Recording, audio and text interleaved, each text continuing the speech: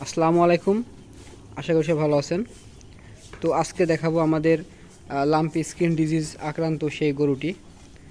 তো এই যে আমাদের সেই গরুটি হচ্ছে খাওয়া দাওয়া করছে। এখন রাত 7:30টার মতো বাজে। তো খাওয়া দাওয়া চলছে। তো কোন পরিবেশে আছে অবশ্যই আপনাদের দেখাবো, চলেন।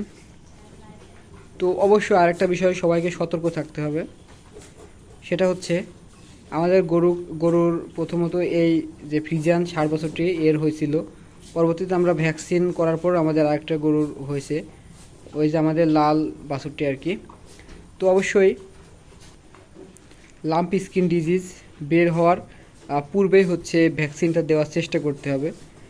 যেহেতু গরুর এই লাম্পি স্কিন ডিজিজ মানে এক 15-20 থেকে 25 দিন আগে থেকেই হয় এবং তার পরবর্তীতে এগুলা শরীরে ফোস্কা অবস্থায় দেখা যায় আর কি। তো অনেক আগে থেকে এটা আস্তে আস্তে পরে শরীরে ভেসে ওঠে। তো অবশ্যই হওয়ার আগেই আমাদের হচ্ছে ভ্যাকসিনটা দিতে হবে। তো আমাদের এই যে 60 বছরটি হয়েছিল, তারপরে আমরা হচ্ছে আমাদের বাকি 3টা গরুকে ভ্যাকসিন দিয়েছিলাম। তো তারপরে আমাদের এই যে লাল 60 বছরটির হচ্ছে গায়ে ফোস্কা বের হয়েছিল, মানে অল্প কিছু, মানে অল্প কয়েকটা আর কি, খুব বেশি না। তো অবশ্যই অগ্রিম ভ্যাকসিনটা দিয়ে রাখতে হবে যাতে কোনো সমস্যা না হয়, প্রতি বছরেই দেওয়া লাগবে।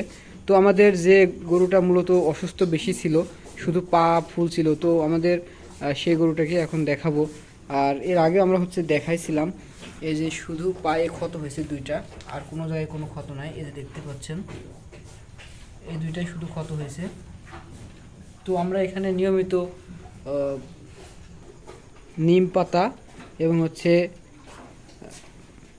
হলুদ আর হচ্ছে নারকেল তেল একসঙ্গে মিক্স করে আমরা ক্ষত স্থানগুলোতে দিই। আর হচ্ছে নিম পাতার রস, খাবার সোঁটা এবং হচ্ছে লেবুর রস সকাল এবং বিকালে খাওয়ানোর চেষ্টা করি আর কি, খাওয়াই। তো এটাই হচ্ছে মূলত এর মানে প্রাকৃতিক চিকিৎসা। তো আপনারা এগুলোই দিবেন অবশ্য, দেখবেন গরুগুলো ইনশাল্লাহ সুস্থ হয়ে যাবে। আর যদি কোনো গরুর খাবার রুচি না থাকে, যেহেতু প্রচণ্ড জ্বর থাকে গায়ে, তো অবশ্যই আপনারা যে কোনো ধরনের, যে কোনো কোম্পানির হচ্ছে রুচির পাউডার খাওয়াতে পারেন, যাতে ওর খাওয়া দাওয়াটা একটু ভালো হয় আর কি। তো যদি কোনো গরু অসুস্থ অবস্থায় খাওয়া দাওয়া করে, ইনশাল্লাহ সে গরুটি সুস্থ হতে মানে সময় লাগবে না। তো এটাই আর কি।